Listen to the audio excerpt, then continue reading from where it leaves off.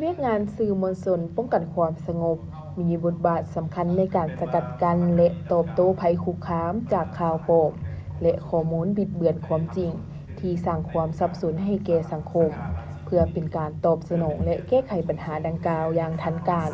สื่อมวลชนป้องกันความสงบจึงได้ตั้งหน้าปรับปรุงและหันเปลี่ยนกลไกการเฮ็ดเวียกของตนอย่างรอบด้าน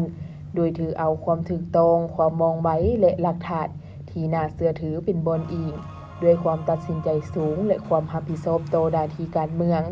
สื่อมวลชนป้องกันความสงบพร้อมแล้วที่จะเป็นทัพหน้าในการสนองข้อมูลความจริงเพื่อดับมอดกระแสข่าวบิดเบือนปกปักรักษาความสงบปลอดภัย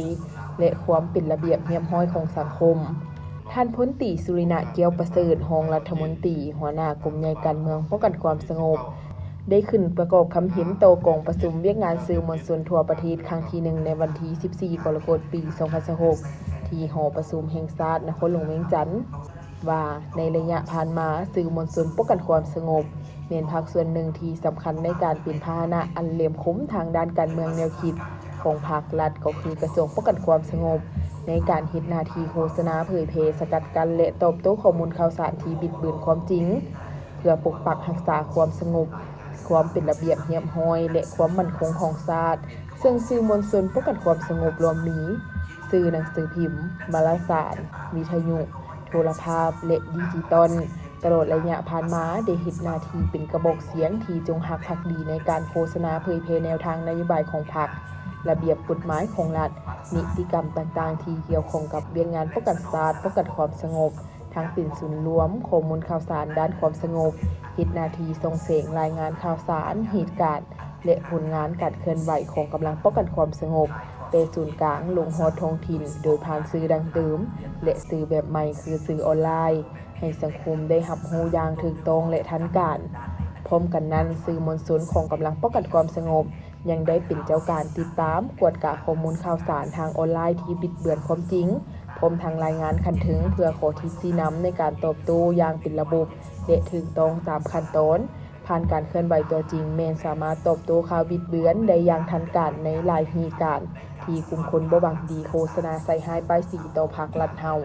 เป็นต้นแม่นเหตุการณ์เคลื่อนสีเปลี่ยนสีน้ำน้อยโครงการเส้นทางรถไฟลาวจีนการระบาดของพยาธิโควิด -19 ปัญหาเศรษฐกิจยาเสพติดปัญหาอาชญากรรมทางโทรคมและการสื่อสารหรือปัญหาแก๊งสแกมเมอร์ที่พร้อมระบาดในปัจจุบันและปัญหาอื่นๆที่สร้างความสับสนในสังคมเพื่อสืบโตรับประกันให้การตอบโต้ข่าวบิดเบือนโดยเฉพาะข่าวที่พัวพันกับความสงบให้มีความมองไวและทันสภาพการทิศทางแผนการในต่อหน้าสื่อมวลชนป้องกันความสงบจะได้สนใจการหันเป็นดิจิตอลและนำใช้เทคโนโลยี AI เข้าในการกวดจับวิเคราะห์และแจ้งเตือนข่าวปลอมหรือหางเสียงลบอยู่ถึงสื่อสังคมออนไลน์เช่น Facebook TikTok YouTube และสื่อสังคมออนไลน์อื่นๆเพื่อให้เจ้าหน้าที่เข้าแก้ไขได้แต่งเตหัวทีพร้อมทั้งหวมกลอุบาย